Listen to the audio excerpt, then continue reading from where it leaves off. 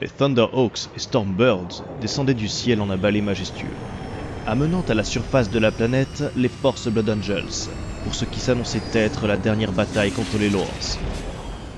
Les derniers survivants s'étaient réfugiés, avec ce qu'il restait de leurs esclaves humains, au sein d'une mégastructure urbaine contenant plus d'1 million de soldats et un nombre incalculable de civils. Les forces de la 12e et de la 9e les encerclaient, préparant un assaut blindé à travers les plaines recouvertes des cendres de leurs derniers affrontements, alors que les quelques titans des prêtres rouges bombardaient la cité pour y créer des brèches. Baslax cracha un mélange de salive et de sang. Les griffes lui faisaient mal, tant elle désirait qu'il se jette à l'attaque. Il se frappa à plusieurs reprises la tempe de son poing ganté pour s'éclaircir les idées. Désormais totalement guéri, son bras artificiel répondant à la moindre impulsion de son cerveau, il était retourné sur le champ de bataille. Il arborait les galons de sergent, promotion obtenue après son assaut sur le quartier général Loars au début de l'invasion. Son escouade, 8 Astartes en le comptant, était un regroupement de plusieurs unités ayant survécu aux divers affrontements. Le seul qu'il connaissait, duquel il pouvait se considérer proche, si cela était encore possible, était Tyros. Ils avaient combattu ensemble lors du premier débarquement. Il le secondait désormais et lui apprit que leur rhino était prêt. Quand leur cousin serait en place, ils pourraient ainsi charger tous ensemble. L'idée de l'assaut réveilla les griffes qui s'activèrent une nouvelle fois. Baslax grogna et se frappa le crâne. Il fallait que ces empaffés de Blood Angels se mettent rapidement en position de combat ou la deuxième chargerait sans eux. Les autres membres de sa compagnie semblaient être sur la même longueur d'onde que lui, vu que plusieurs moteurs rugissaient déjà. On entendait ici et là grogner. Un tir couvrit tous les sons, et Baslax observa avec une certaine admiration le canon d'un des titans faire feu contre les défenses Loars, forant d'importantes percées. Pour Baslax, il était temps d'y aller, de foncer. On voyait ici et là certains Astartes se battre entre eux pour assouvir, au moins pour un temps, la morsure des griffes. Baslax sentit le sang se former dans sa bouche, et il le laissa s'écouler entre ses dents, boissant son menton et partant grésiller quand il touchait terre. Un nouveau grondement se fit entendre depuis l'arrière de leur ligne. Ce n'étaient pas les armes des titans cette fois. Il se retourna et vit arriver le reste de leurs forces. Menés par d'imposants escadrons de Lemanruss, les fusiliers d'Ulysse formaient l'avant-garde. À travers ces forces, on apercevait, ici et là, d'imposants Baneblades qui dominaient la masse de blindés. Les hordes d'escouades de sentinelles couraient de part et d'autre des batteries basilisques et manticores. Le reste des forces était regroupé dans les chimères, formant ce qui serait la seconde ligne d'assaut. Les fantassins seraient chargés de sécuriser les rues après la déferlante des Astartes. Derrière les troupes humaines arrivaient enfin les Blood Angels, Rhino et Landrider aux couleurs de la 9e Légion, escortés par de puissants Predators et Sicarians qui vinrent se placer au milieu des forces World Eaters déjà présentes.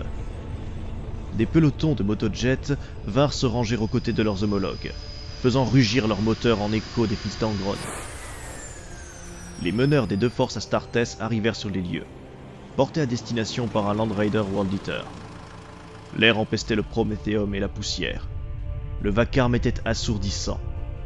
Après avoir partagé les dernières informations, ils se répartirent tout au long de la ligne de bataille. Valterion de Shorogar, les muscles déjà chargés de drogue de combat, réunit ses partisans autour de lui. Il s'était porté volontaire pour fondre sur les grandes portes en ruine de la cité. Ce serait l'endroit le plus solidement défendu, et il serait soutenu par Zirinos Leondus et les unités d'assaut Blood Angels. Ce rôle aurait dû être tenu par Coetzar, mais depuis l'assaut des assassins Loars, il était resté entre la vie et la mort. Il avait été question de l'incorporer dans la structure imposante d'un Dreadnought, mais Oregon 2.3 avait proposé une autre solution. Il avait réussi à mettre au point, grâce aux technologies Loars, une mécanisation partielle qui pourrait empêcher leurs soldats de se retrouver coincés dans ces sarcophages de métal. Azanaer Leondros n'était pas sûr que cela soit une bonne idée, et le prêtre rouge, soutenu par Vilos Tunvert, qui avait annoncé froidement qu'il ne pourrait sauver le cataphracti, avait avancé des arguments qui avaient fait céder le commandant World Eater. Charo descendit à son tour de l'imposant char, en communication avec une de ses unités. Son visage était soucieux quand il coupa le lien Vox. « Alors ?» demanda Azanaer. « Rien. Que des cadavres. Leandros ne fit qu'un léger signe de tête. L'un des Thunderhawks avait eu une défaillance lors de sa descente sur la planète et s'était écrasé sur les montagnes contenant l'ancien portail. Immédiatement, le commandant de la 12e avait mis en alerte la base et Oregon 2.3 avait déplacé son laboratoire, laissant une équipe réduite s'occuper du déchiffrage des dernières technologies Loars. Charo avait envoyé une équipe pour savoir ce qui avait bien pu se passer. Elle était tombée sur un charnier. Les Blood Angels présents à l'intérieur de l'habitacle avaient été massacrés, leurs blessures semblables à celles des prêtres rouges. Ainsi, les assassins présents sur le Blood of the Sun étaient revenus sur leur monde natal. À toute chose malheur est bon, ils seraient massacrés avec le reste de leurs semblables. Mosario et une cinquantaine de fils de Sanguinius les avaient pris en chasse. Le sergent Zéotan, qui escortait depuis le début Oregon 2.3, gardait le site de recherche avec l'appui de plusieurs unités de Skitarii. Ce n'était qu'une question de temps avant que l'on ne retrouve ces assassins métamorphes. Charo et Leandros pourraient ainsi se concentrer sur les combats à venir. Ils se serrèrent l'avant-bras, puis le commandeur Blood Angel alla rejoindre ses hommes. Azanaer l'observa s'éloigner alors que derrière lui, son escorte entrait dans le Land Raider. Il lui était si étrange de combattre à nouveau à ses côtés. Peu avant l'attaque des prêtres rouges sur le Blood of the Sun, il avait montré au commandant Blood Angel le portail. Ce dernier avait refusé de croire que l'empereur ait pu négocier avec des Xénos, quand bien même la preuve semblait se trouver devant ses yeux. Azanaer enviait presque sa fidélité sans faille, malgré ce qu'avait connu sa légion avant l'arrivée de Sanguinius à sa tête. L'utilisation de la 9e n'était si différente de celui de la 12e. Or, ces derniers avaient réussi à s'élever pour tenter d'échapper à leurs conditions. Véritables anges touchés par la grâce ou simples naïfs.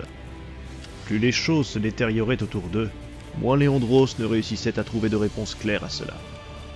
Cependant, leur loyauté allait aussi à ceux qu'ils considéraient comme des frères dignes de confiance. C'était la raison pour laquelle ils combattaient à leur côté aujourd'hui. Dans cet univers changeant, où tout n'était que trahison et incertitude, il y avait quelque chose de rassurant de voir que tout n'était pas mort au moment de la trahison d'Horus. « Commandant » l'interpella Gustarons, le sergent de sa suite. « Nous sommes prêts. » Azanaer acquiesça et enfila son casque à signer. Il vit dans son affichage tête haute la confirmation des différentes escouades. Tout était prêt pour partir mener le dernier combat. Il fit signe de sonner l'assaut. Plusieurs Astartes, le long de la ligne, soufflèrent dans d'énormes corps, annonçant la charge. Les titans firent hurler leurs sirènes en écho, et un rugissement de colère s'éleva jusqu'à ce que le ciel ne soit plus qu'un appel au meurtre. Les portes de son véhicule se refermèrent derrière lui, et, accompagné par le fracas des pièces d'artillerie des fusiliers d'Ulysse, la ligne de bataille se mit en branle.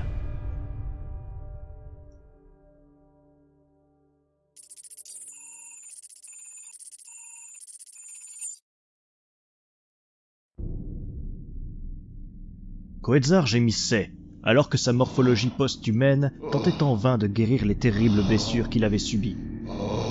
Allongé sur la table d'opération du nouveau laboratoire d'Oregon 2.3, de nombreuses perfusions lui apportaient des antidouleurs et des nutriments de coagulation pour endiguer la dégénérescence de son organisme.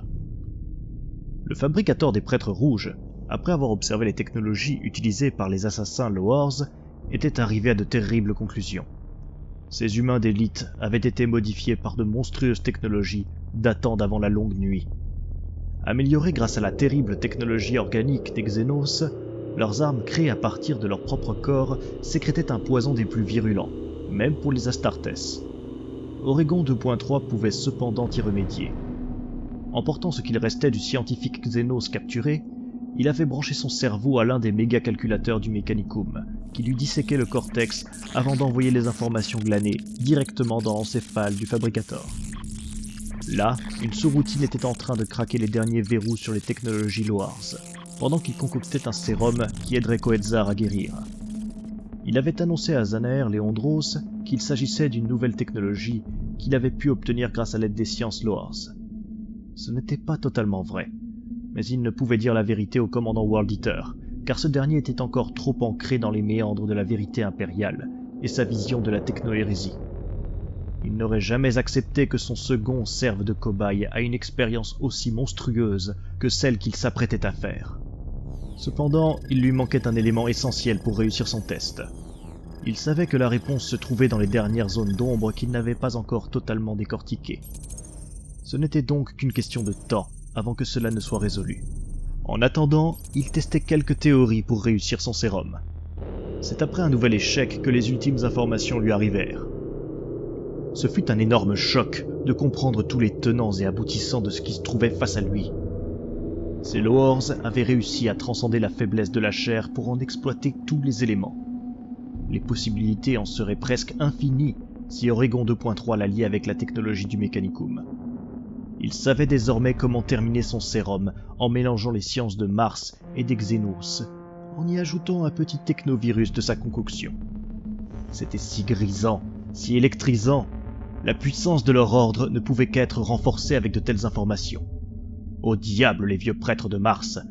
Ils reviendraient sur la planète rouge, auréolés de gloire, entourés de puissantes machines, et tous ne pourraient que s'agenouiller devant ces découvertes.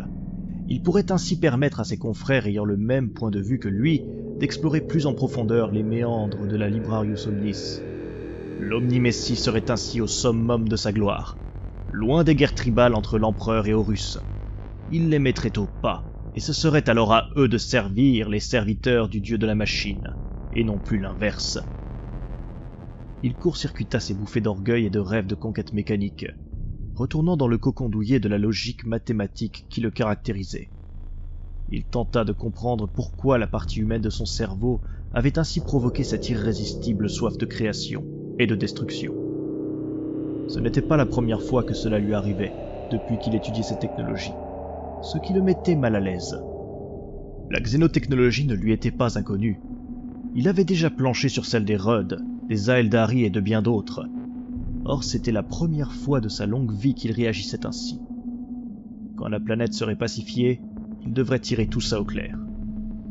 Il revint à son travail, prenant la fiole remplie du liquide visqueux au reflet argenté qu'il venait de préparer. Il se rapprocha de Coetzar qui, toujours inconscient, grognait dans son sommeil. Il brancha dans son imposante dépouille plusieurs tubes reliés à des cuves où stagnaient des têtes humaines et lui injecta le produit. Le Terminator hurla. Ses yeux se révulsèrent alors que la solution techno-vivante se répandait dans ses veines. Il fut pris de convulsions sous le regard curieux d'Oregon 2.3 qui prenait des notes sur les différentes réactions de son cobaye. Au fur et à mesure des minutes qui s'égrenaient, il calculait en temps réel un pourcentage de survie théorique. Autour de lui, les têtes s'animèrent à leur tour, déblatérant des suites de nombres et de lettres au hasard dans un ancien langage mécanique connu d'eux seuls. Une pléthore de serviteurs décérébrés se mit à chanter ses louanges aux dieux machines. Le méga-calculateur se mit à fumer étrangement, rendant l'air presque irrespirable. Coetzar se débattit avec ses attaches, arrachant dans ses spasmes plusieurs perfusions qui répandirent leur liquide dans toute la pièce. Se libérant un bras, il se mit à faire de grands moulinets autour de lui. Oregon 2.3 recula hors de portée de ses coups, tout en notant que le bout de ses doigts semblait être muni de petites dents, comme on en trouve sur les armes tronçonneuses.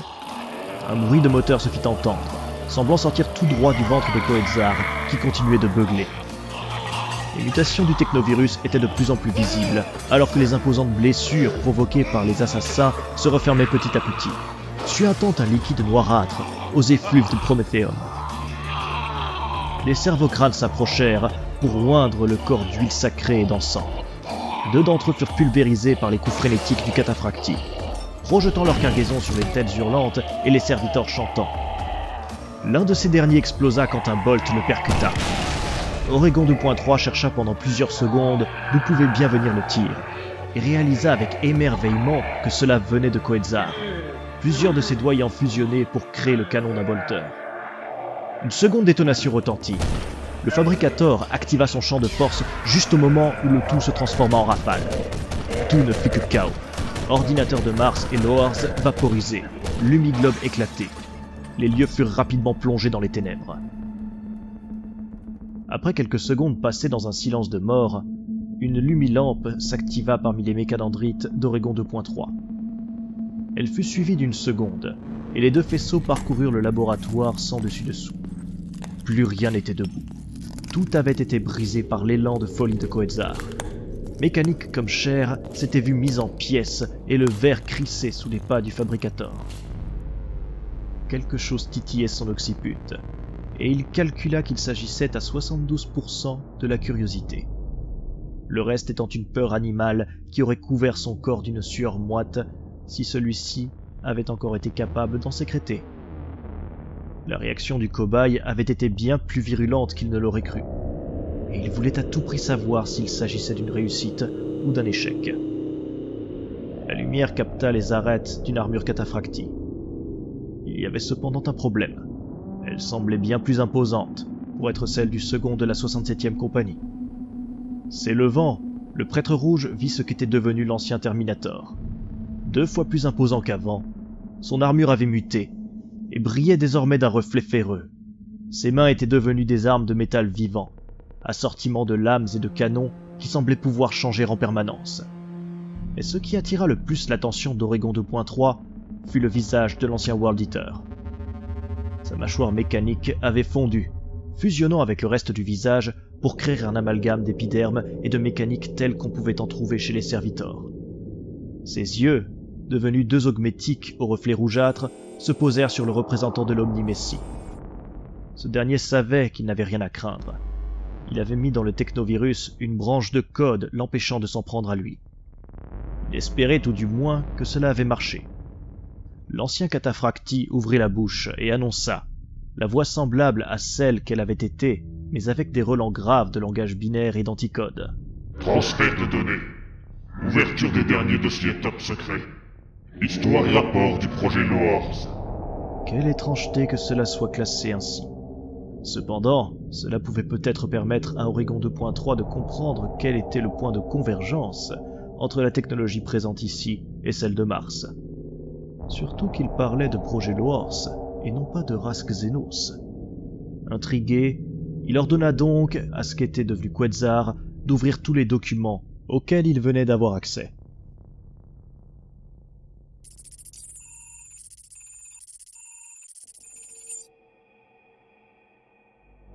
La chose avait finalement atteint la surface, profitant d'un déploiement massif des Blood Angels. Elle s'était glissée dans l'un des Thunderhawks et avait massacré ses occupants, avant de le précipiter dans la colline qui devait abriter l'endroit qu'il cherchait. Les choses avaient bien changé depuis la dernière fois qu'elle était venue, mais la structure se trouvant sur l'emplacement qu'elle cherchait ne devait pas avoir bougé, vu ce qu'elle cachait aux yeux de tous. Évidemment, des forces de la 9e s'étaient rendues sur place pour comprendre ce qui avait pu se passer, mais elles étaient déjà loin quand elles étaient arrivées sur place. Cependant, les corps qu'elle avait mutilés n'auraient pu se retrouver ainsi à la suite d'un simple crash. Il était donc évident pour la créature qu'elle était désormais pistée. Elle se devait de faire profil bas, avançant bien plus lentement qu'elle ne l'aurait souhaité vers sa destination. Cette longue ascension finit par arriver à son terme quand elle vit enfin les imposantes portes de la station, à moitié enfouies derrière les aspérités rocheuses. Elle fut frappée par quelque chose proche de la surprise quand elle vit que des gardes se tenaient près de la porte. Ainsi, les alliés des Blood Angels avaient trouvé l'endroit. Ce n'était qu'un désagrément. Elle doutait qu'ils aient pu trouver à quoi servaient les machineries présentes sur ces lieux et, surtout, où menait le portail. Avec de la chance, peut-être avait-il tenté de le forcer, lui facilitant la tâche. Car la planète était au bord du gouffre. Les massacres perpétrés à sa surface rendaient le voile de la réalité plus fin. Elle-même se sentait ragaillardie par les tueries qui continuaient à se dérouler. L'atmosphère charriait presque des remugles de sang et de terreur qui renforçaient le corps de la chose. Ouvrant la bouche, elle déploya une langue bien trop longue pour être humaine, et huma l'air pour en savourer les relents métalliques. Seule une bête comme elle pouvait en saisir les différentes fragrances, alors que les Astartes répandaient un charnier sans nom avec les habitants de la planète. Ces êtres rustres ignoraient tellement de choses sur les forces qui régissaient l'univers. Il était temps de leur montrer leur grossière erreur et de les châtier. Claudiquant aussi rapidement que son corps d'emprunt pouvait la porter, la chose fonça sur les 2 soldats impériaux. Dans l'une de ses mains apparut un imposant fouet à franges de cuir et de métal, sorti directement de la dimension cauchemardesque qu'il avait vu naître. D'un geste rapide, elle les déchiqueta comme de vulgaires poupées de chiffon. Elle se précipita ensuite aussi vite qu'elle le pouvait à travers les couloirs, et massacra tout ce qu'elle croisa, humain comme membre du mécanisme. Rien ne lui résistait. Cependant, un des fusiliers fit preuve de plus de résistance que prévu et, d'une main tremblante, réussit à donner l'alerte via son émetteur Vox, juste avant de trépasser de ses blessures. La chose comprit qu'elle devrait se battre davantage pour atteindre son objectif. Cela fut pour elle une nouvelle des plus agréables. Zéotan tremblait de rage et de douleur. Les griffes ne cessaient de lui marteler le crâne. Il devait absolument garder le centre de recherche alors que le reste de sa compagnie se déversait sur les dernières défenses Loars. Il trouvait cela injuste d'être ainsi mis de côté pour servir de garde-chiourme à des membres du Mechanicum, déjà entourés par un nombre conséquent de gardes impériaux et de Skitarii. En quoi les 4 World Eaters dont il faisait partie pouvaient bien faire une différence? D'accord, c'était cette petite escouade qui avait escorté Oregon 2.3 et avait découvert le portail ainsi que toutes les machineries présentes dans cette base souterraine. Cela le condamnait-il donc à rester jouer les babysitters? Même le fabricateur était parti mettre son laboratoire, on ne savait tout. La douleur était telle qu'il mit un moment à se rendre compte que les sirènes qui beuglaient partout ne venaient pas de sa psyché mise à mal, mais bien des haut-parleurs qui se trouvaient un peu partout. Une alerte de sécurité. Il se releva, ne prenant conscience qu'à ce moment qu'il était tombé à genoux, sous les assauts furieux des clous. Avançant sur des jambes peu assurées après sa violente crise, il saisit les informations sur les systèmes Vox des défenseurs. Les informations étaient éparses. Cependant, on pouvait en tirer plusieurs déductions. Quelque chose ou quelqu'un se rapprochait de la salle où ils avaient trouvé le portail. C'était donc là qu'aurait lieu l'affrontement. Il contacta ses 3 camarades et leur donna rendez-vous là-bas. Il n'eut que des grognements et des gémissements comme réponse, mais l'affichage tête haute de son casque enregistra leur confirmation. Ils souffraient trop de leurs implants pour offrir des réponses intelligibles. Zéotan parcourut les couloirs, prenant note de l'avancement de leur ennemi au fur et à mesure des rapports catastrophés des fusiliers et des Skitarii.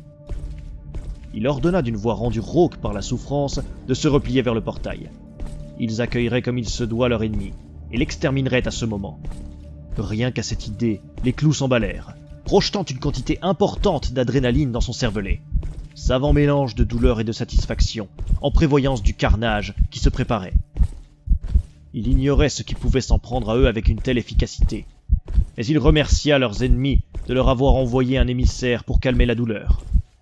Il lâcha un borborigme de satisfaction, de la salive et du sang s'écoulant par la commissure de ses lèvres. Arrivant à la salle du portail, il retrouva ses 3 hommes, Vashkia et Hormuz, armés de leurs puissants bolters lourds, ainsi qu'Eltaz et ses haches tronçonneuses qui hurlaient régulièrement leur soif de sang quand les clous provoquaient des spasmes à son propriétaire. Ils se mirent en place pour couvrir les moindres centimètres carrés du couloir menant à la pièce, alors que des hurlements leur parvenaient. Zéotan sourit à l'intérieur de son casque. Un adversaire capable de se débarrasser de la garnison aussi facilement serait formidable à affronter. Ses mains tremblaient d'excitation, rien qu'à anticiper ce qui allait se passer. Un beuglement guttural résonna, et tous les mini-globes éclatèrent.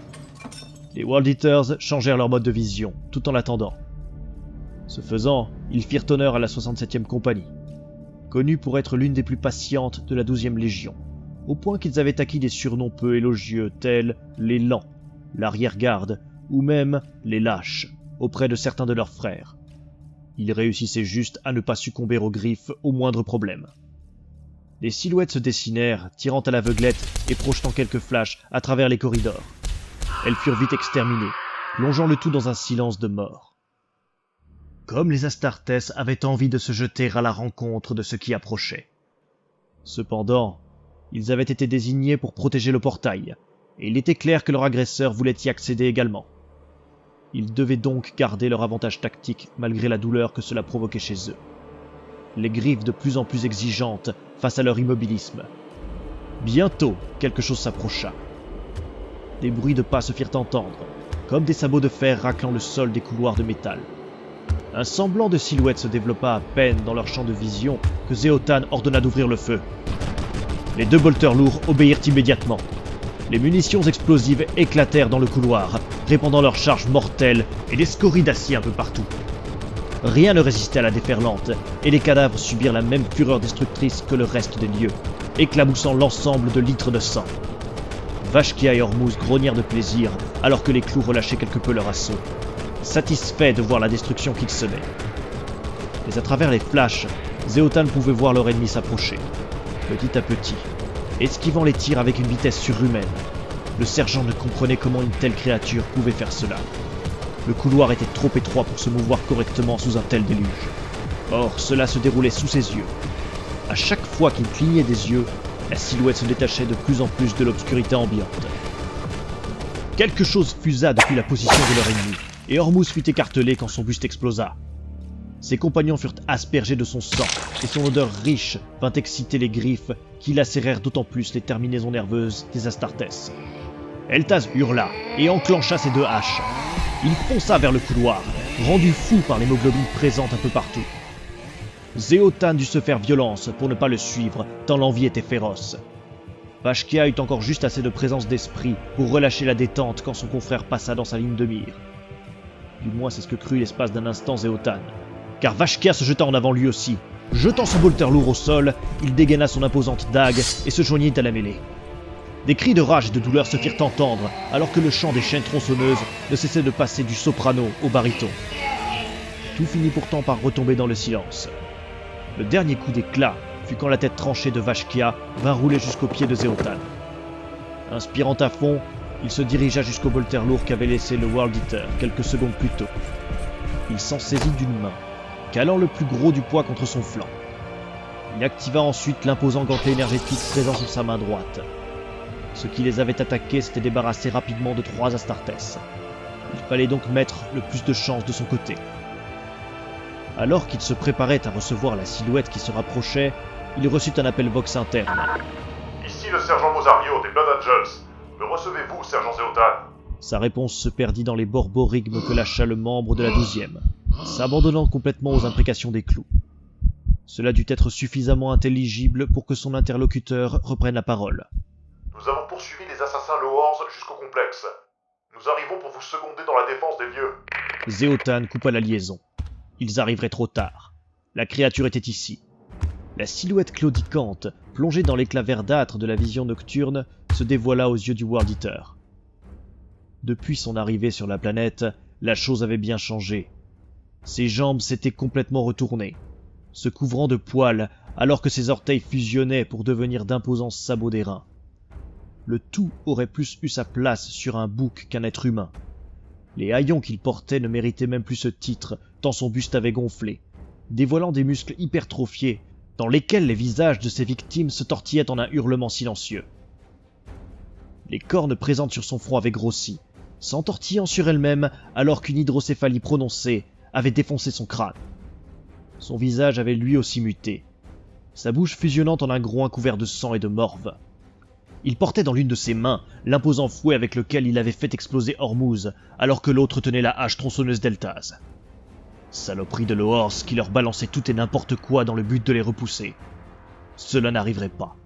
Tous ces maudits Xénos se feraient purger comme il se doit. Il insulta la créature, la défiant de venir se frotter à lui. Accompagnée d'un beuglement où se mêlaient plaisir et colère, elle se jeta sur lui. Le premier coup de fouet fut esquivé promptement, de même que le suivant. Les 2 adversaires se rapprochèrent rapidement au son du Knaut qui fendait l'air. Alors qu'il fonçait, Zéotan s'abandonna complètement à la morsure des griffes.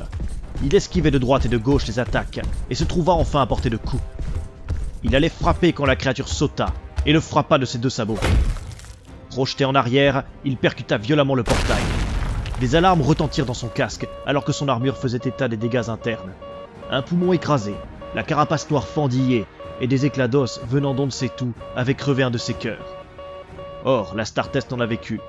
Son métabolisme trop gavé d'adrénaline pour s'en rendre compte. Il se releva au moment où le fouet percutait son épaule. Il la fit sauter, fendue en 2. Il s'en était fallu de peu pour que l'épaule ne soit broyée. Ne pouvant reculer et n'ayant que peu de latitude pour se battre face au monstre lui faisant face, il s'ancra dans le sol, prêt à vendre chèrement sa peau.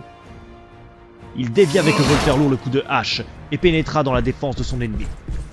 Il cogna de son gantelet énergétique. Le poing percuta les côtes, sa peau ondulant comme la surface d'un lac, provoquant grimaces et gémissements de la part des visages qui étaient enfermés. La créature fit 2 pas de côté sous le choc. Continuant sur sa lancée, Zéotan passa dans son dos. Il lui balança un coup de tête directement dans le groin quand elle se retourna.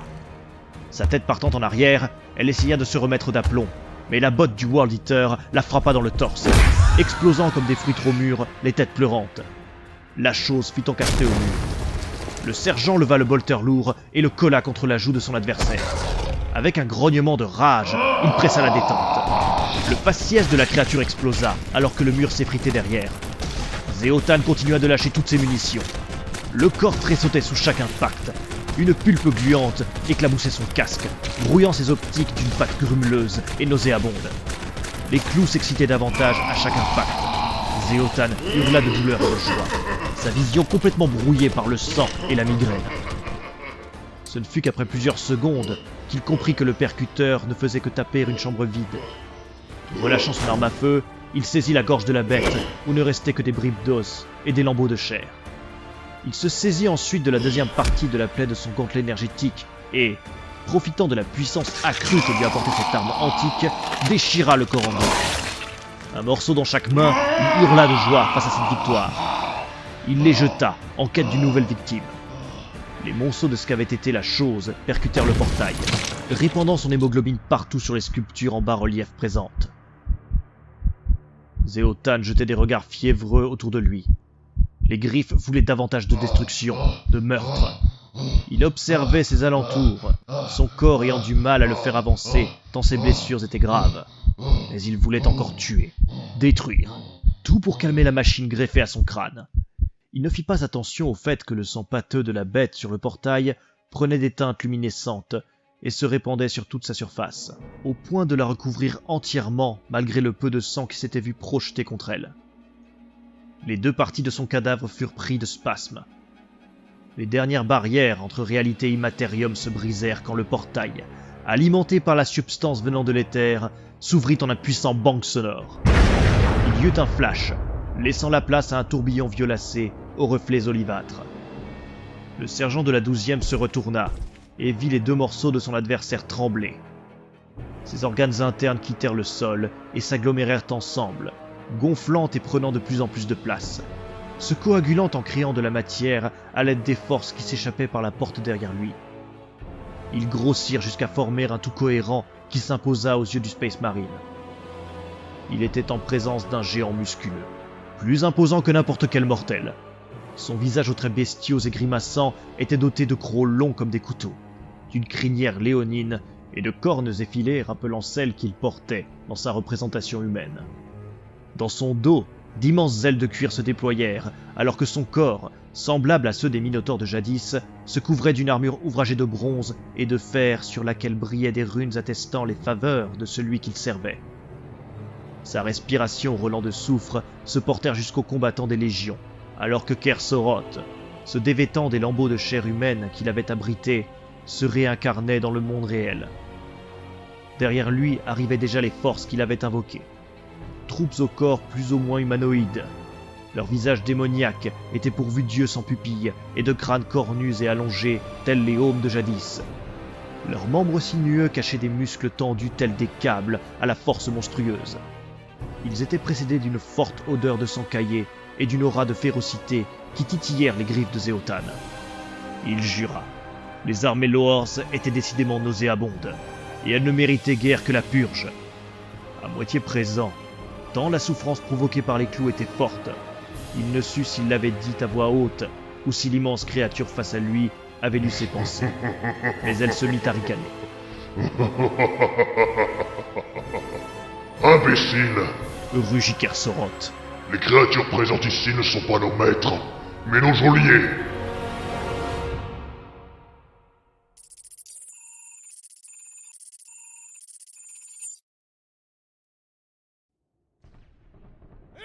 L'homme hurlait. Il tirait de son arme automatique sur les envahisseurs qui se rapprochaient à grandes enjambées, prêt à se battre jusqu'à la mort pour défendre la dernière cité encore debout sur son monde. L'assaut blindé avait déchiqueté leurs défenses, et seule la section de fortification où ils se trouvaient, attenante aux grandes portes, tenait encore un tant soit peu. Il s'abrita derrière les parapets de plastacier pour éjecter son chargeur vide, et en remit rapidement un autre, d'une main experte habituée au maniement des armes depuis sa plus tendre enfance. Il se releva, mais se retrouva face au casque grimaçant d'un de ses ennemis, qui lâcha un ricanement dans lequel aucune joie n'était présente.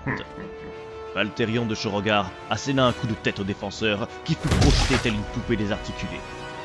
Il passa ensuite la défense qui l'abritait et se retrouva au milieu de défenseurs médusés par sa carrure.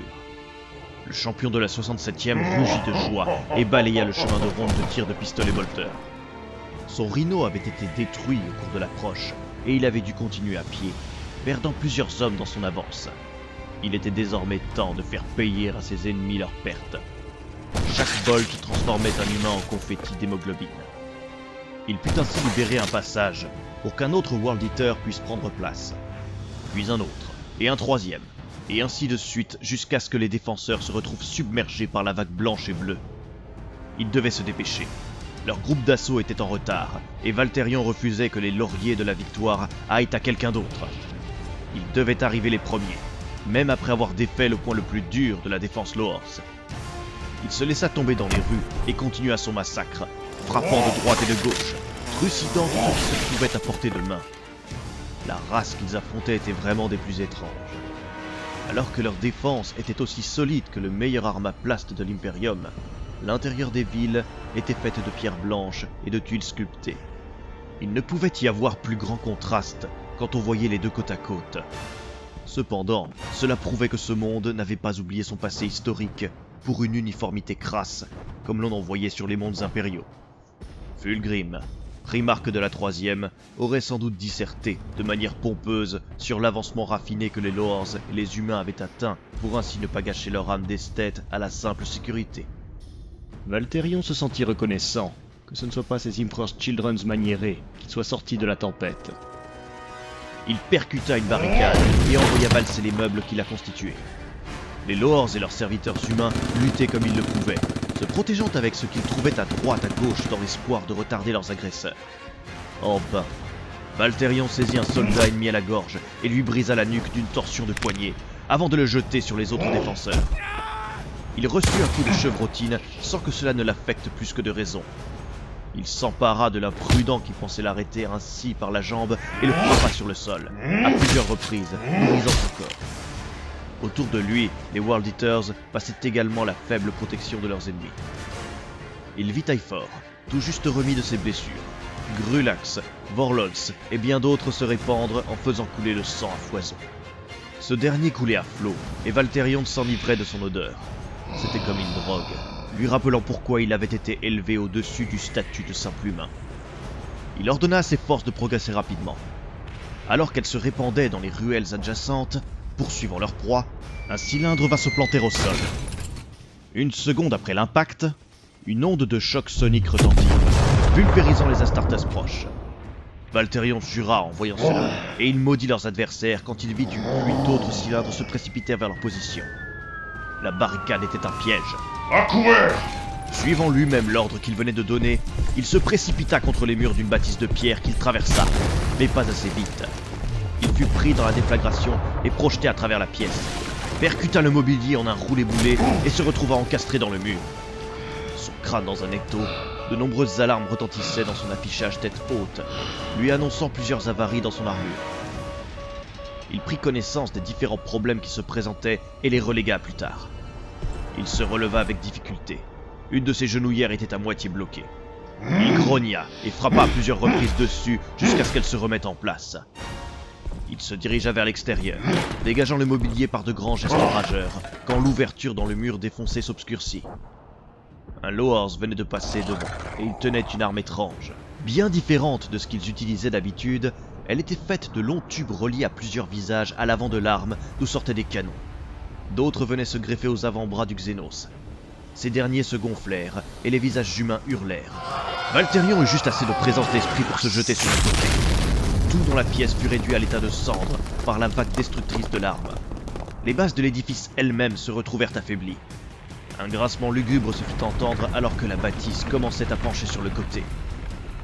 Poussé en avant par les clous, l'Astartes se releva et fonça sur son nouvel adversaire. Sa vision se teintait de rouge alors qu'il approchait. L'arme se rechargeait et se préparait à tirer. Les bouches s'ouvrirent et le champion du Victory of Violence comprit qu'il ne pourrait arriver au corps à corps avant que le tir ne parte. C'était donc ainsi qu'il mourrait, face à une arme nauséabonde venue des pires moments de la longue nuit. Néanmoins, l'attaque n'arriva jamais. Un tir de plusieurs traversa le corps du Lord juste avant que le chapelain Zirinos Leondus n'arrive en tombant du ciel, porté par un réacteur dorsal. Il atterrit sur la partie des capotes charnues de leur ennemi et le décapita d'un mouvement circulaire de son Crozius. Le Xenos s'écroula. Le chapelain se retrouva en face de Valterion. Nos ennemis ont sorti des armes qu'ils n'utilisaient pas jusque-là. Nos forces sont stoppées sur tous les fronts par leur contre-attaque. Nous devons nous regrouper. Valterion grogna. Sa bouche était pleine d'une baffe pâteuse qui l'empêchait de répondre correctement. Cela semblait suffire au chapelain, qui continua sa diatribe. Les marines d'assaut se battent dehors contre ceux qui vous ont pris en embuscade. Et nous ne pouvons pas continuer à nous battre de manière si dispersée. Alors que le Blood Angel lui parlait, Valterion ne cessait de bouger la tête, pris de spasmes incontrôlés alors qu'il cherchait à retirer ce bip constant qui lui vrillait le cerveau. Ce ne fut qu'au bout de quelques minutes qu'il comprit qu'il s'agissait d'un appel interne. Il fit un signe à Zirinos pour qu'il patiente, et ouvrit la liaison. Quoi? Seigneur de Shorogar, ici le capitaine Montfleur de la passerelle du Victory of Valence. Nos détecteurs atmosphériques s'affolent depuis plusieurs minutes. Je... m'en fiche éperdument. Voyez avec Léondros. Commandeur Léondros n'est pas joignable. Les intempéries étranges que nous relevons se situent sur plusieurs points de la planète, y compris la zone de combat du commandeur. Corenzar? Il n'est plus sergent.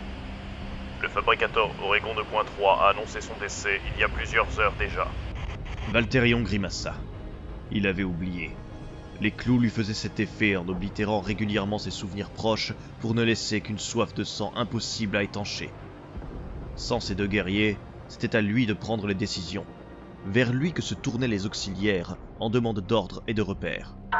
Donnez-moi... dernière position de Léondros. Une carte du champ de bataille apparut dans la partie gauche de son affichage tête haute. Il put ainsi voir la progression de leurs différentes forces, mais surtout apercevoir ces étranges relevés qui brouillaient les scanners sur des zones très spécifiques. Il réussit néanmoins à trianguler la position théorique de son supérieur. Alors qu'il luttait contre les griffes en recherchant rapidement une solution à leur situation, ce fut au tour de Zirinos de recevoir un appel interne de la part de l'écuyer de Charo. Ici Léondus. Ici le sergent. Notre prise à partie par... impossible de joindre. Moleros. Répétez, sergent. Je vous reçois mal. Nous battons de... un euro qui écrasé sur... même créature. Cygnus. À ce nom, Zirinos sentit son sang bouillir de rage. Une envie irrépressible de faire couler le sang vint lui brûler les veines. Il inspira à fond pour calmer les ardeurs sanguinaires dues à sa tare génétique. Il était un chapelain. Son rôle était d'accompagner ses frères pour qu'ils ne succombent pas à leur nature. Le rappel de ses devoirs et le mantra silencieux qu'il se répéta lui permit de calmer ses ardeurs. Repliez-vous, sergent. Sortez vos hommes de là. Répétez. Impossible. Repliez-vous. Ne sacrifiez pas vos hommes pour rien. Entends. Ordre. La liaison se faisait de plus en plus difficile. Sans perdre une seconde, Zirinos contacta le Blood of the Sun et ordonna à Oleros d'y envoyer des secours à Mosario. Le commandant de la barge accusa réception. Néanmoins, il ne pouvait envoyer que Balronas et une trentaine d'Astartes, la majorité de leurs forces étant engagées dans la prise de la cité. Le chapelain confirma l'ordre. Il fallait sortir leurs hommes de là au plus vite. Les deux meneurs sortirent du bâtiment, ralliant leurs forces à eux. Alors que les Blood Angels, menés par Bellerinius, furent rapidement en ordre de bataille, il fallut un peu plus de temps pour que les World Eaters se regroupent. Plusieurs manquèrent d'ailleurs à l'appel, trop plongés dans les affres de la rage pour répondre. Ce n'était pas important. Ils contribueraient à leur manière en semant le chaos dans les rues. Le plus important pour le moment était de réunir leurs forces, rétablir les communications et s'opposer à la contre-offensive qui semblait avoir lieu dans toute la ville. Alors qu'ils réussissaient à se coordonner tant bien que mal, un hurlement se fit entendre, et les forces Loors furent prises de panique alors que d'imposantes silhouettes les attaquaient depuis leurs arrières.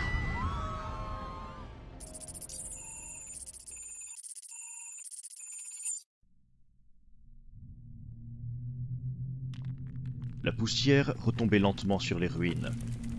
Le sol s'ouvrit pour laisser passer Charo, qui s'extirpa des gravats. Encore déboussolé par la chute, il secoua la tête pour se remettre les idées au clair. Il se rappelait de l'imposante mêlée qu'il avait opposée à la contre-attaque Loors, de ce goût de sang qu'il gardait au fond de sa gorge alors que la fureur s'emparait de lui. Les Xénos s'étaient battus à l'ombre d'un imposant pylône en bas-relief avec un jusqu'au-boutisme frôlant le zèle morbide. Il ne savait pas d'où était venue l'attaque, mais l'obélisque avait implosé, pulvérisant tout ce qui l'entourait. Il avait perdu ses armes au moment du grand chamboulement, et ne se retrouvait qu'avec ses chargeurs de bolters à sa ceinture, sans rien pour pouvoir les utiliser. Il essaya de se repérer, se trouvant dans un souterrain, sûrement des caves ou des égouts, mais tout était plongé dans l'obscurité et la poussière.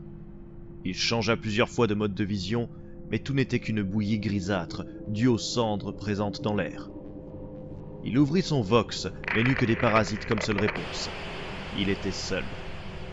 Charo avança à l'aveugle, son chemin fait des étages supérieurs écroulés, ne se dévoilant à ses yeux que quelques mètres devant lui. Il trouva plusieurs Astartes, aussi bien World Eaters que Blood Angels, morts parmi les décombres.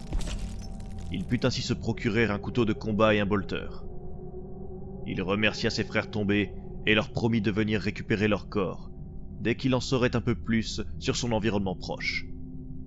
Il continua donc à avancer, se retrouvant dans un long tunnel aux parois sculptées par la main de l'homme, sûrement un boyau de la ville souterraine. C'est là qu'il entendit des grognements et des bruits de course ressemblant à ceux de Canidé. Il braqua son arme devant lui et progressa prudemment.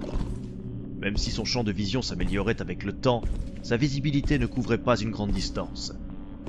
Au fur et à mesure qu'il avançait, les jappements se faisaient plus présents.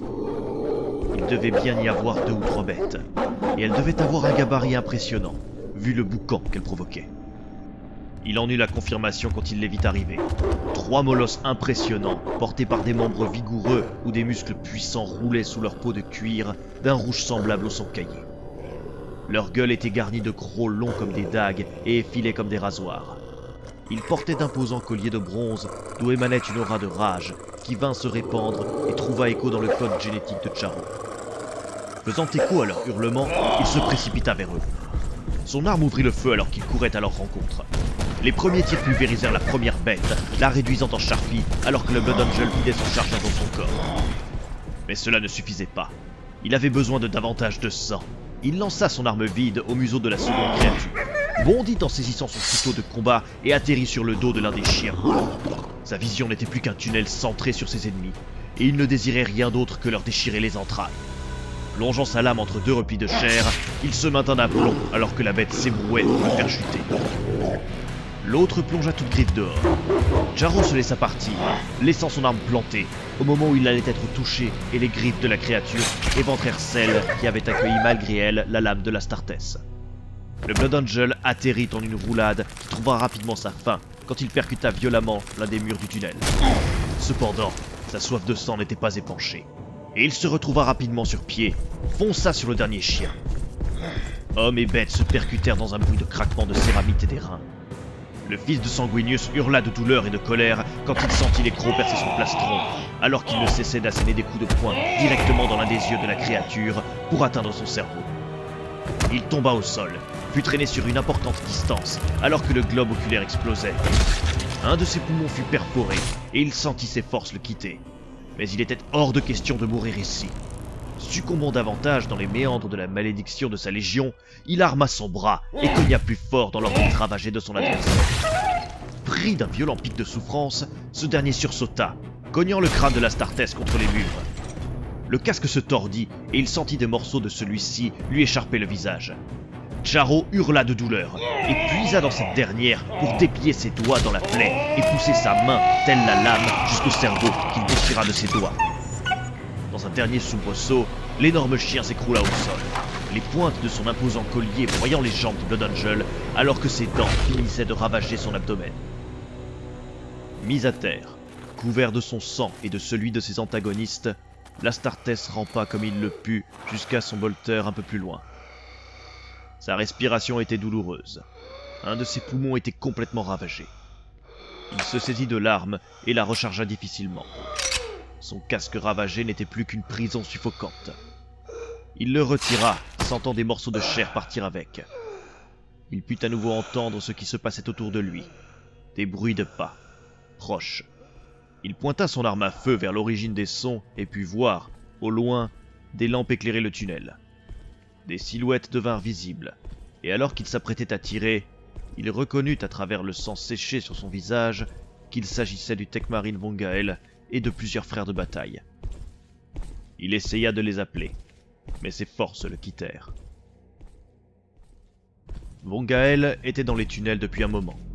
Il avait poursuivi, avec plusieurs membres de la 9e, des fugitifs Loars. Alors qu'un puissant corps à corps s'était engagé, les lieux se retrouvèrent complètement chamboulés quand un tremblement de terre s'était déclaré, aussi puissant que soudain. Ils s'étaient regroupés et avaient avancé, nettoyant chaque mètre carré de la présence Xenos, et avaient trouvé une sortie au croisement de plusieurs chemins, éboulement de bâtisses ayant créé un cratère là où une explosion sphérique avait eu lieu. Ignorant ce qui avait pu provoquer un tel orbe lors de sa détonation, ils s'étaient préparés à retourner dans les coursifs de la ville. Cependant, des bruits de combat un peu plus loin avaient attiré leur attention, laissant un groupe sur place pour sécuriser leurs arrières. Le Tekmarin et un petit groupe étaient partis rejoindre les lieux de l'affrontement. C'est là qu'ils l'avaient retrouvé, Charo Valérian, mortellement blessé par un affrontement avec des créatures des enfers. Si les quelques World Eaters prirent ces chiens monstrueux pour une nouvelle arme des Loars, les Blood Angels ne reconnaissaient que trop bien les molosses que Kabanda avait envoyés sur eux sur les champs de bataille de Cygnus. Un apothicaire de la 12e, du nom de Saurion, était allé le stabiliser en urgence. Le guerrier avait perdu pas mal de son matériel dans les combats. On ignorait si c'était à cause du mécanisme implanté dans son crâne ou lors d'affrontements avec leurs ennemis. Il avait tout de même de quoi stabiliser le commandeur, bien que les premiers pronostics ne soient pas bons. Saurion réussit à stabiliser le poumon déchiqueté grâce aux mousses régénératrices qu'il pulvérisa directement sur la plaie béante dans son abdomen. Il ne pouvait hélas rien faire pour son œil droit, dont l'orbite avait été totalement vidée de son contenu. Ne restait qu'un trou béant et sanglant qu'il ne put que colmater.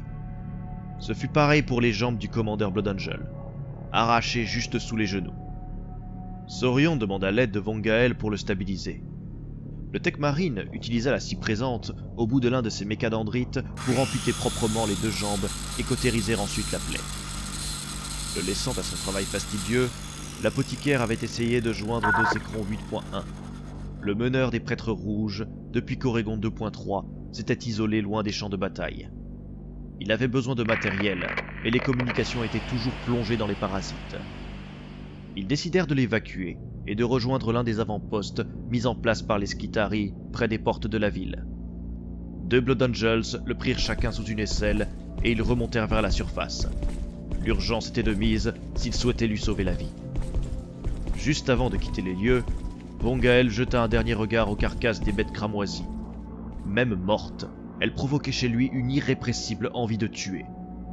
Cette sensation se trouvait mêlée à la mélancolie qui l'avait frappé lui et ses frères quand ils étaient perdus dans la tempête Warp.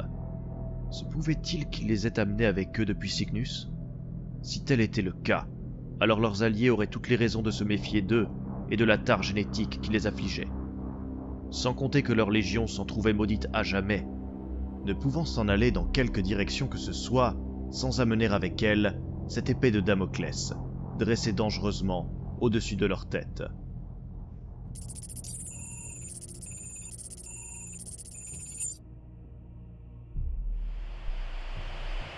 Les communications étaient totalement coupées. Ainsi, Azanaer Leondros se retrouvait isolé du reste de ses forces. Mais ce n'était pas important. Les derniers rapports faisaient état d'une contre-attaque Loars importante dans toute la cité. Cela aussi était sans importance.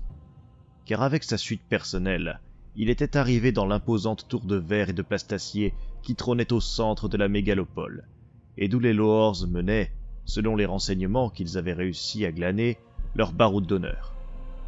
Ainsi, le sergent Gustarons à ses côtés, le commandeur World Eater avait mené une purge d'étage en étage dans une orgie de destruction impressionnante. Ne restait plus qu'une dernière salle, là où se trouvait, selon l'un des défenseurs interrogés, le cœur des Loars, celui qui les dirigeait dans le rôle qui était le leur. L'éradication de cette entité était primordiale pour assurer la victoire totale et briser la contre-attaque Xenos. Frappant les portes, ce fut accompagné de sa suite qui se précipita sur les derniers protecteurs Loars. Ils étaient bien plus imposants que leurs homologues qu'ils avaient croisés jusqu'ici, et portaient des armures protectrices impressionnantes. Tout en les combattant, Leandros ne pouvait se défaire de la sensation qu'il avait déjà vu ce genre de protection, il y a longtemps. Leurs armes aussi étaient plus sophistiquées, comme s'ils avaient décidé de sortir des arsenaux interdits jusque-là mis sous scellés. Ce peuple avait-il procédé comme l'empereur sur Mars, en enfouissant des armes de la longue nuit dont leur pouvoir destructeur était terrifiant, y accédant uniquement pour empêcher leur extermination? Peu importait. Les clous se fichaient de ce qui se trouvait face à eux, tant que les World Eaters les massacraient jusqu'au dernier. Quand il revint à lui, Azanaer Leandros était au milieu d'un charnier. Lui et les 4 survivants de sa suite pataugeaient jusqu'aux genoux dans un amas de corps désossés. Il respirait lourdement, son casque provoquant un son rauque à chaque expiration. Ses poings étaient serrés, l'un d'eux portant son pistolet bolter. Où était passée son arme de corps à corps? Il n'en savait rien. Gustarons vint le voir. Son armure était cabossée. Plusieurs pièces en si piteux état qu'elle n'avait plus de protection que le nom. Lui aussi remarquait que les armures que portaient leurs ennemis étaient connues, et il réussit à remettre le doigt dessus. Cela ressemblait étrangement à celles que portaient autrefois les guerriers tonnerres lors de l'unification de Terra. Cela semblait impossible, et pourtant, Azanaer ne pouvait pas lui donner tort. Il allait falloir tirer les choses au clair, et il était certain que nombre de réponses se trouvaient derrière la dernière porte. Accompagné des survivants qui peinaient à retrouver leurs esprits, il fracassa l'huisse et se retrouva face à celui qu'ils étaient venus chercher. Et une chose était sûre, ils ne s'étaient pas attendus à cela. Ils le trouvèrent assis derrière un bureau. La salle était remplie d'étagères pleines à craquer de vieux parchemins et plaques de données technologiques, alors qu'une baie vitrée offrait une vue sur la cité en flammes en contrebas. Ce ne fut cependant pas tout cela qui fit se retourner les lèvres d'Azanaer de dégoût, mais bien celui qui occupait la chaise derrière le secrétaire. Revêtu d'une peau entièrement faite de silicium, glabre et androgyne, tout son corps avait cette patine chromée, cachée en partie par une longue robe bleutée, semblable à ce que la Légion avait rencontré sur 93-15 ou Guéna, comme l'appelait son peuple. Il n'y avait nulle odeur de peur ou d'une quelconque émotion qui se dégageait de cet être. Mais l'Astartes savait très bien ce qu'il était. Silica Animus, ou intelligence abominable, comme on l'appelait plus couramment. Une machine dotée d'une volonté propre, une techno-hérésie aux yeux de l'empereur et de Mars. Tous les Astartes pointèrent leurs armes sur la créature impie. Je n'osais y croire, mais désormais, je ne peux que me rendre à l'évidence. Il m'a trahi, aussi, malgré ma fidélité, annonça Lia. Bien malgré lui, Azanaer Leandros fut frappé par la curiosité. C'est alors que le Vox, qui n'était que bouilli de bruit blanc jusque-là, se mit à grésiller. La voix d'Oregon 2.3 se fit entendre. Commandeur, j'ai une mauvaise nouvelle.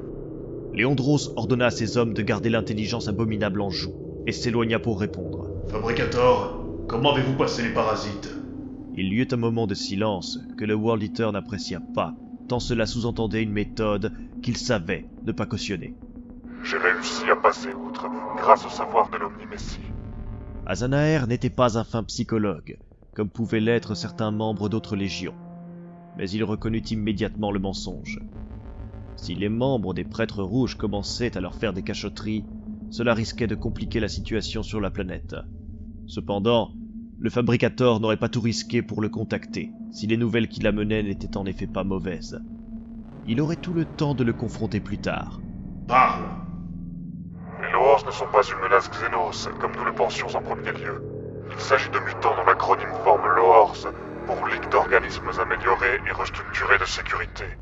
Une mutation provoquée lors du Moyen-Âge technologique pour un projet top secret mené par Une Silica Animus. Il n'y eut qu'un silence en réponse.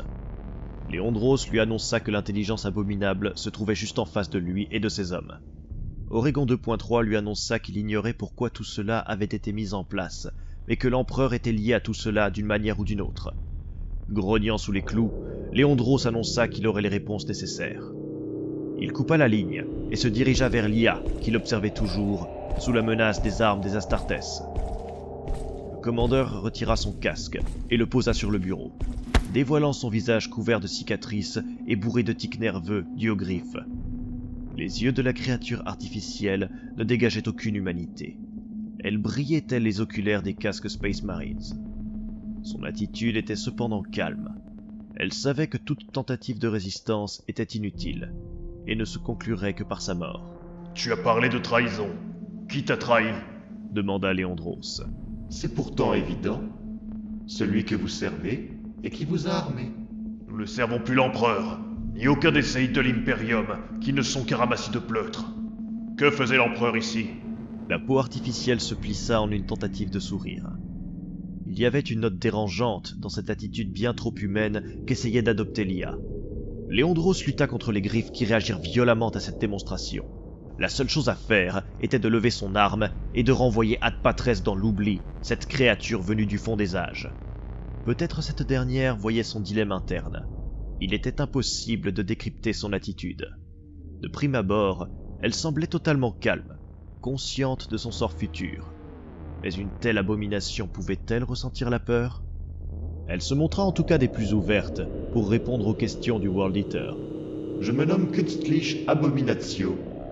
Mon rôle ici était, avec l'aide de celui que vous appelez l'Empereur, mais également de Malcador, Astarté et autres individus dans la confidence, de développer le projet Loars, car un danger menaçait la Terre. Enfin, Terra. Se reprit-elle avec un petit ricanement qui, loin de l'humaniser, ne rendait que plus terrifiante sa ressemblance avec les humains. Toutes les planètes que le fléau croisait étaient réduites à l'état de cendres, sa population transformée en un amas de monstrueux rejetons mutés au service des entités du Warp. Ce n'était qu'une question de temps avant que toute l'humanité ne sombre. Même les IA de l'époque, qui n'étaient pas encore hostiles aux humains, ne pouvaient que ralentir le fléau. Elle poursuivit. Nous avons donc modifié la souche génétique entière d'une population pour nous opposer à notre ennemi et ses hordes de démons. Psychiquement opposés aux jamais nés, cette évolution forcée a malheureusement transformé les sujets en ces créatures que vous avez rencontrées un peu partout sur la planète. Mais la fin justifie les moyens. Et c'est ainsi que la horde de sujets du projet Loars et des millions d'auxiliaires humains furent envoyés affronter les forces du fléau pour l'arrêter. Et elles le firent. Elles gagnèrent, piégeant ces démons derrière un portail qui ne pourrait s'ouvrir qu'avec du sang de leur propre engeance. Le fléau fut stoppé et scellé. Puis je fus désigné, avec les survivants du projet, comme gardien de la prison de notre ennemi. Ainsi, les auxiliaires furent soumis aux Loars, qui eux-mêmes ne répondaient qu'à moi seul. Il était de mon devoir que nous restions cachés, pour ne pas attirer l'attention et éviter que d'autres créatures de l'éther n'essaient de libérer leur principal prisonnier. Ce fut à ce moment que des nuages se créèrent à l'horizon. À travers l'immense baie vitrée, les personnes présentes virent que les cumulus prenaient des formes étranges, alors qu'ils se répandaient un peu partout en des vrilles de plus en plus fines, se dirigeant vers les différents endroits encore peuplés de la planète. Ustarons annonça que ce n'était pas une forme de brouillard, comme il le pensait à première vue, mais une nuée de créatures volantes. Abominatio hocha lentement la tête de gauche à droite. Ainsi, le portail a été ouvert. Dans votre ignorance crasse, vous avez amené un démon avec vous. Ce n'est désormais plus qu'une question de temps avant que les légions du fléau ne se réveillent. Une fois que le sang se sera assez répandu, le sacrifice sera suffisant pour que celui que les Loars avaient arrêté au prix de leur sacrifice ne reprenne sa route. Léandros grogna devant ce défi. Nous l'arrêterons et le renverrons d'où il est venu. Où se trouve ce fléau ? L'IA ricana à nouveau de ce rire bien trop humain pour ne pas faire remonter un frisson de la colonne vertébrale de Léandros. Les nouveaux jouets de l'empereur étaient décidément à l'image même de ce qu'il était, arrogant et idiot. Vous n'avez toujours pas compris ? Vous l'avez foulé, bombardé ses chairs, et vous êtes déplacé dessus pour en massacrer ses gardiens dans une orgie de destruction. La prison n'est pas quelque part sur la planète. Le fléau est la planète. Qu'ils se débrouillent avec ce qu'ils avaient réveillé. Abominatio n'avait pas rejoint ses frères quand il s'était retourné contre l'humanité, et, voyant ce qu'elle avait fait ces 2 derniers siècles avec la grande croisade de l'empereur, il le regrettait. Il était temps que les humains disparaissent de la galaxie, et que leur désinvolture cesse d'infléchir la destinée des autres races. Azanaer, Leandros et sa suite se jetèrent des regards, puis, comme un seul homme, levèrent leurs pistolets bolteurs et les vidèrent sur l'IA face à eux. Kunstlich Abominatio partit en arrière, son corps et son siège partant en lambeaux sous le déluge de feu. Le problème des Loors était résolu. Il était désormais temps de s'occuper de ces créatures qui pensaient pouvoir leur résister. Remettant son casque en place, Leandros se dirigea vers la sortie, sa suite lui emboîtant le pas. Les liaisons Vox longue portée étaient HS. Il faudrait donc rallier leurs hommes les uns après les autres et attaquer les hordes monstrueuses du fléau directement au cœur.